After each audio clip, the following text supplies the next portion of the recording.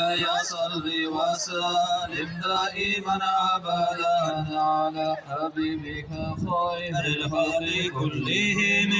Uzun kıskada tugul orta boylulu özü, kızıl atış akıdı aruda geri yüzü. Yengedim angalayı açılan kaş arası, sözü daim hak idi olsa da maskarası. Yavrunu yassı gelgen çoban kara gen gözlü, dali dilalu davuş Kur'an'da ibası sözü, kara sakal gen avuz, dişleri silekeli, kılıç burullu bolu, ortası büyük edi, ollu başlı olan hakıl, yengelgen köküregi, koklu yavşan bolsa da, korkunmaylan yüregi, arı erkin kılığı, yumuşak tabiatı, gülle aşık gözünü, şölep durma sıfatı, ekkile yavrum ağlam, ortasında mühürü, hak bayhamar bulmalın, bayanet edin ürü, uzun parmak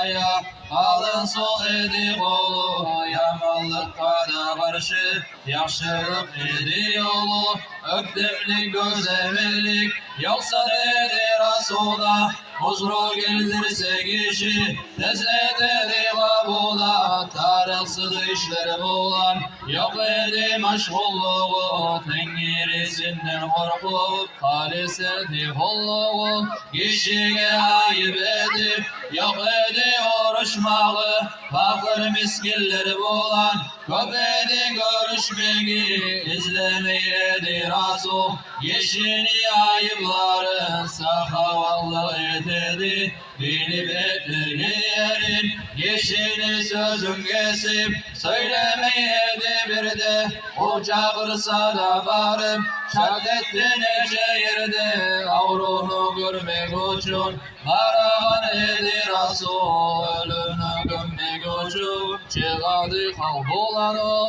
akıl sonra yedi, yeşini gengeş edip, öz matahın pazardan, alıp geledi getirip, kişiye avval özü, beredi Rasul salam, kolunda avval alıp, ededi eruk alam,